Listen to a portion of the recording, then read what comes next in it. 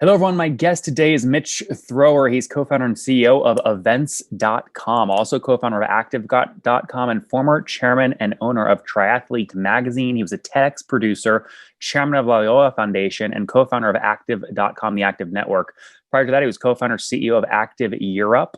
And Active went public before selling to Vista for 1.05 billion, and then eventually sold several divisions like Global Payments for 1.2 billion, and also is a 22x Ironman triathlete. Mitch, I'm gonna try and keep up here. Are you ready to take us to the top? I'm ready. I'm just older. Fair enough. Look, the event space has seen some change over the past 12 to 24 months. Let's go pre-COVID for a second. What was events.com pre-COVID? Software or something else? Yeah, software and services, primarily software for event organizers to make more money and save time by bringing the disparate point systems that event organizers are faced with today onto one platform. And help me understand the backstory there. When did you launch that business? So interestingly enough, we launched an incubator where we had several different projects going on. Kind of, one of your philosophies, don't work on one thing, right? To figure out which one's going to work. You've read the book, huh? Yeah, well, actually, I think it was an interview, so I confess I haven't yet read the book, but I will. And I think ultimately we dabbled in the civic space. We bought a company called Civico, which we sold to Granicus, which then sold to Vista. And then we looked at the connected car, and then we were really looking at getting back into the event industry, and this sort of emerged in that process. So though we, started code in like end of 15, 16 as one of the projects in the incubator, it really became kind of a core focus to really pour our code and launch and build an enterprise platform for events really around 17, 18. Okay. And so, well, just to be clear, so what was I know you did around like a Series B, like for $1 million and 2.3 million back in like 2012 timeframe. What was going on back then?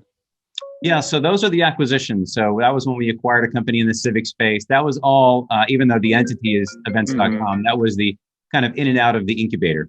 I see. Okay, got it. So when you say this was structured as an incubator, was this just you financing this sort of incubation with your own personal capital, or was it something else? Yeah, it was myself, a gentleman named Stephen Partridge, and some people that we'd worked with before, taking a look at different ventures that could, catch fire and really have an enormous opportunity to scale, build something big. And the events.com domain name is one that we acquired from CBS. Believe it or not, was originally owned by Bill Gross, not Pimco Bill Gross, but Idealab Bill Gross. Oh, wow. And so what year was that? Oh, goodness. I don't know the exact year, but that I can find out. It probably was 13, 14. So you were sitting in the venture studio model, you got the domain, you were sitting on it, then you started writing code for events.com in 2015. Correct.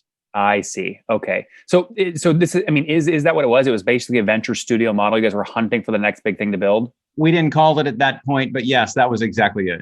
I see. That's exactly it. It's really which of these will catch fire, and where can we really develop a working thesis that will be scalable. Okay. So what signals were you seeing in 2015 that gave you the confidence to say, you know what, let's go all in on events.com? The event industry has transformed, not just in the last year, but prior to that, as technologies emerged for the event industry, event organizers were faced. If there was like the Nathan Festival, you would be using up to 15 different platforms. You'd have one for ticketing, one for marketing, one for analytics, and you got some person in the corner with a spreadsheet trying to sell sponsorship, but they get recruited away because they're good with people. And so all of these different things that were happening was pulling value away from event organizers. And we operate primarily in the sort of the mid-tier, although we have, Wonder Fun Festival with 56,000 attendees and the Rise Festival. And, we have big clients, but our focus is really kind of the mid-market. And so we looked at these event organizers. There's just a better way, an absolutely better way for them to get access to something that helps them make more money and save time, because it's just a nightmare. None of the systems they were using were talking to each other. So, the app that they hired someone to build for check-in didn't match with their registration app, which didn't match with their analytics app, which they had trouble doing their email marketing to. So kind of bringing that centralized hub together, that was the problem that emerged. That was kind of the pain point that we really wanted to address. And it's gotten worse with more event-related businesses popping up all the time, even with the virtual and the hybrid things that we're seeing coming out now. So I think we're in a really good space to, focus on a single platform for events to manage what they're dealing with So consistently. what were you able to grow to that first 12 months? 2015 total revenue came out to what? Do you remember? Okay, let me see. 2015 total revenue, and I'll share too contextually.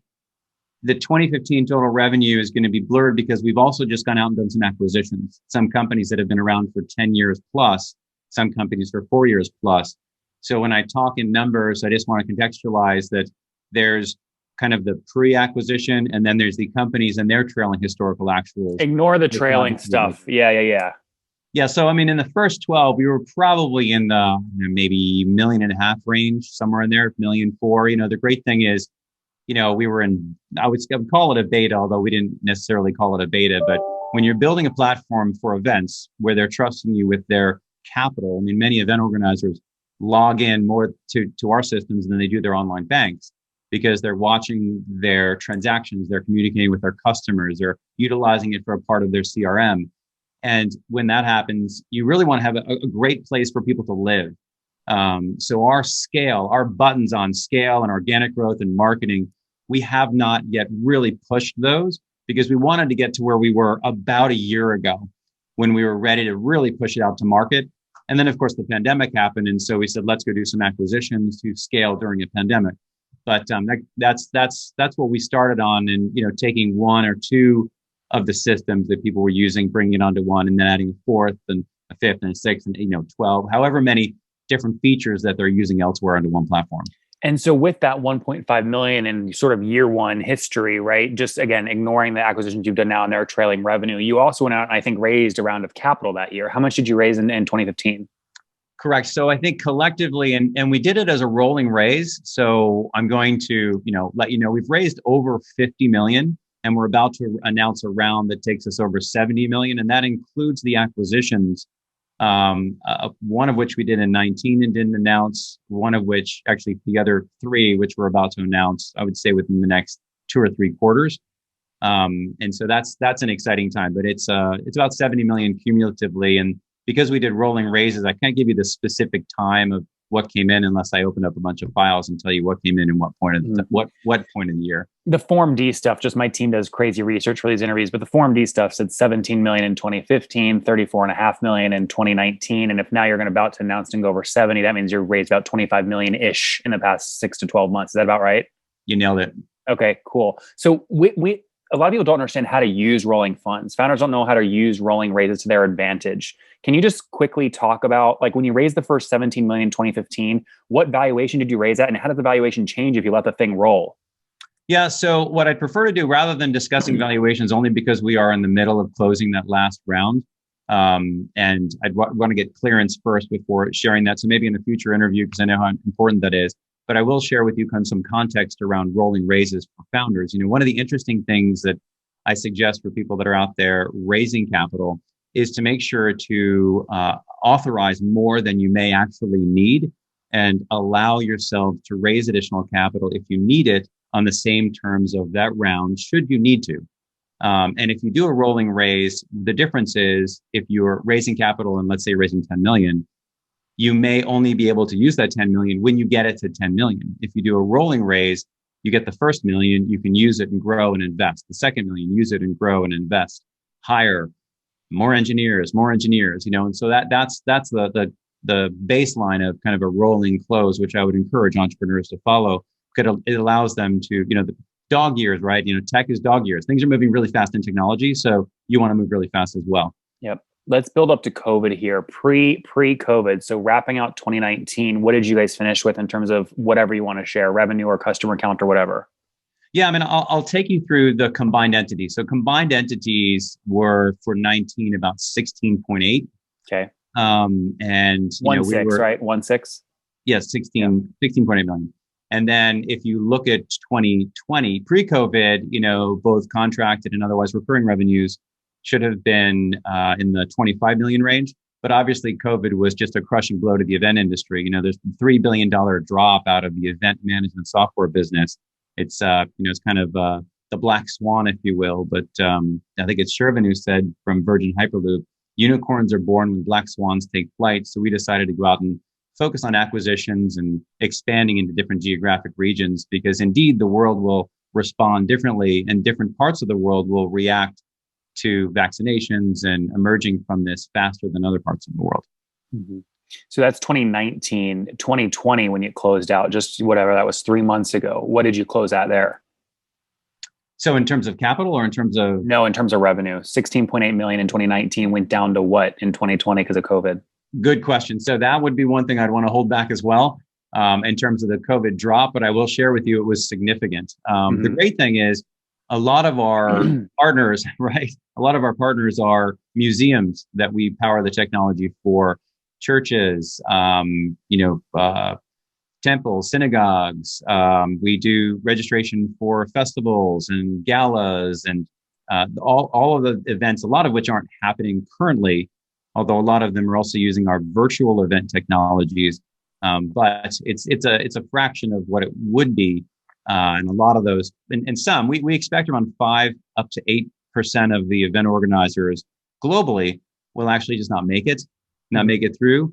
But the demand that we're tracking on the other end of this, on the other end of the nightmare, is significant. When New Zealand opened up again after their first lockdown, which was abbreviated compared to the rest of the world, they broke 16-year attendance records at their events and have maintained like a 20 to 30% increase in the people that are going to out and experiencing events in the real world. Mm-hmm. Did you have a video tech stack already built in events.com so you could quickly pivot to hosting virtual events, or did you not have that tech build when COVID hit?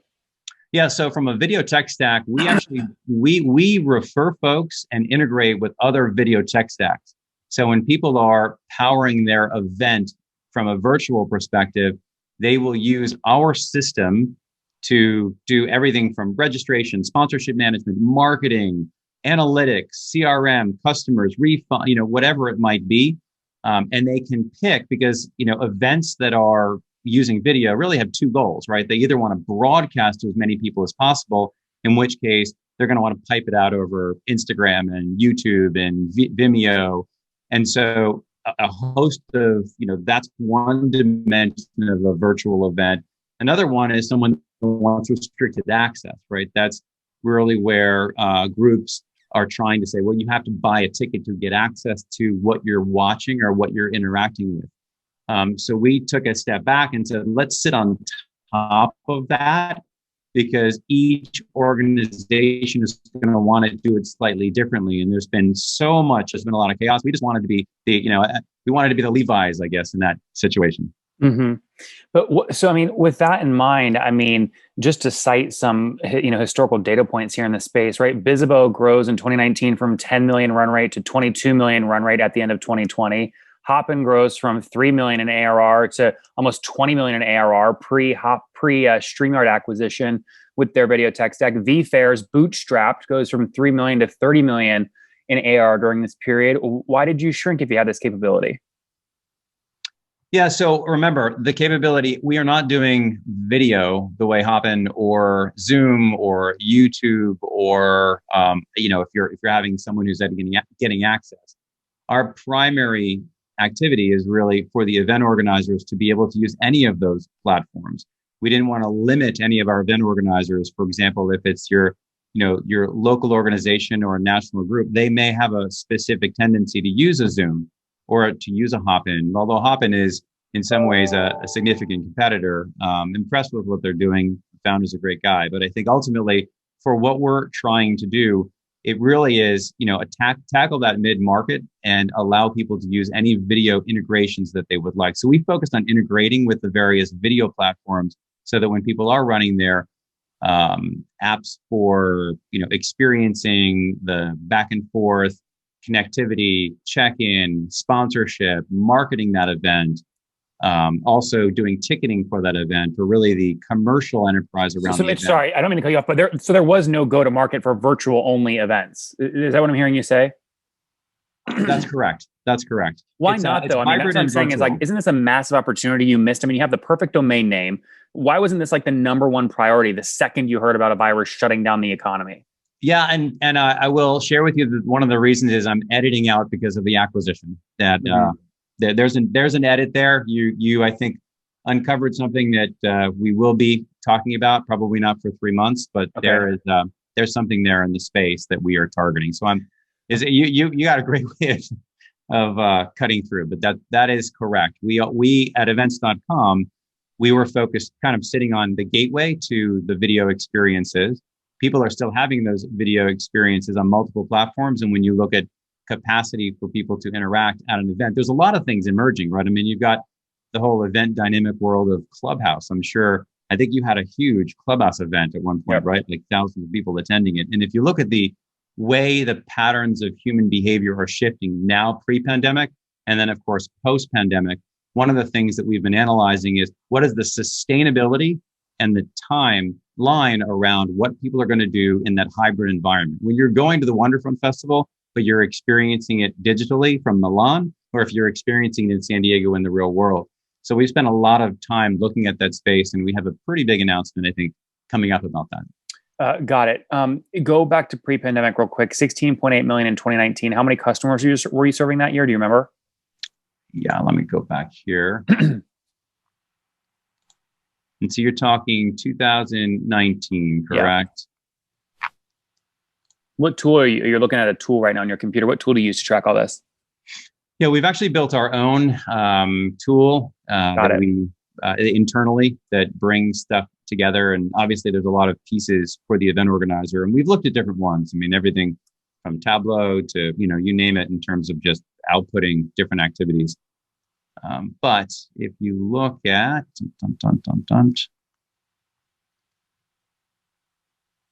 there we go.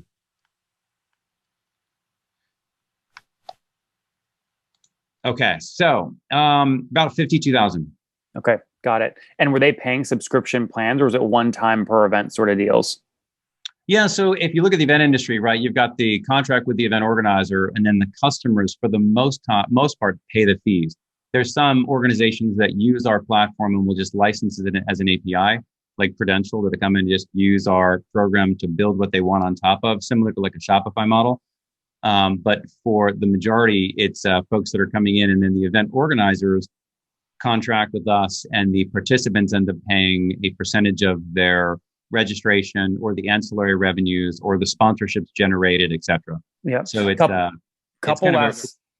couple last questions here because we're out of time. Team size today. How many folks on the team total? 50 people. And how many engineers? We have on our engineering team, combining them all, 21. That's interesting. Okay, very cool. And then like usually I would ask about like churn and things like that. But again, you're in such an industry that's changing so quick. It sounds like you're really potentially betting the farm here on a couple of 3 or 4 maybe acquisitions that you're going to be announcing here shortly. You raise another 25-ish million, I guess, to fuel some of those. So we'll look forward to those announcements. Anything else you want to touch on before we wrap up? I mean, I think just, you do a great job, by the way, in what you do for all the folks that are out there in the SaaS industry, and truly appreciate the contributions you make to software. Yeah, I appreciate that. I mean, you listen to the show a little bit. You catch an episode every now and then. Yes, every now and then, catch up now and then. We've been busy this year with the acquisitions and helping customers. We help events. I mean, we're in over 155 countries now, multiple languages, multiple currencies. So you can imagine we've been pretty busy. We're rooting for you, man. Let's wrap up with the famous 5. Number 1, favorite business book. Oh, that's got to be Venture Deals. Number 2, have you read Venture Deals? It is. Brad Feld, good book. Number 2, is there a CEO you're following or studying? That'd be Eric Yuan. Yep, Zoom. Number 3, what's your favorite online tool for building your business? Slack. Number 4, how many hours of sleep every night? 5 to 8, depending on whether or not we're in the middle of negotiations on something. Fair. And what's your situation? Married, single, kids? Married to the love of my life. We have one son who is keeping us busy. How old are you, Mitch? What's that? How old are you? I'm 54. 54. Last question. What's something you wish you knew when you were 20? Oh, let's see.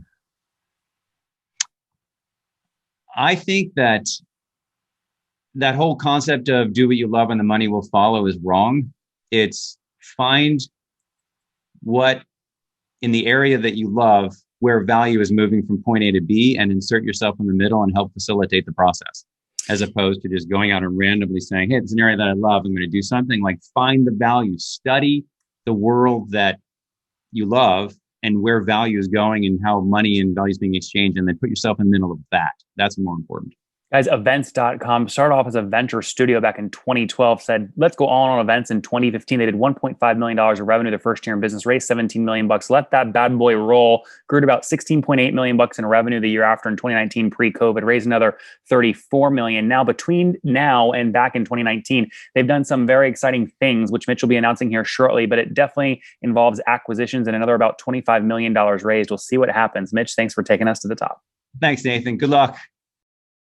One more thing before you go. We have a brand new show every Thursday at 1 p.m. Central. It's called Shark Tank for SaaS. We call it Deal or Bust. One founder comes on, 3 hungry buyers, they try and do a deal live, and the founder shares back-end dashboards, their expenses, their revenue, ARPU, CAC, LTV, you name it, they share it. And the buyers try and make a deal live. It is fun to watch every Thursday, 1 p.m. Central. Additionally, remember, these recorded founder interviews go live. We release them here on YouTube every day at 2 p.m. Central. To make sure you don't miss any of that, make sure you click the subscribe button below here on YouTube, the big red button, and then click the little bell notification to make sure you get notifications when we do go live. I wouldn't want you to miss breaking news in the SaaS world, whether it's an acquisition, a big fundraise, a big sale, a big profitability statement, or something else. I don't want you to miss it. Additionally, if you want to take this conversation deeper and further, we have by far the largest private Slack community for B2B SaaS founders. You want to get in there. We've probably talked about your tool if you're running a company or your firm if you're investing. You can go in there and quickly search and see what people are saying. Sign up for that at nathanlatka.com/Slack. In the meantime, I'm hanging out with you here on YouTube. I'll be in the comments for the next 30 minutes. Feel free to let me know what you thought about this episode. And if you enjoyed it, click the thumbs up. We get a lot of haters that are mad at how aggressive I am on these shows, but I do it so that we can all learn. We have to counter those people. We got to push them away. Click the thumbs up below to counter them and know that I appreciate your guys' support. All right, I'll be in the comments. See ya.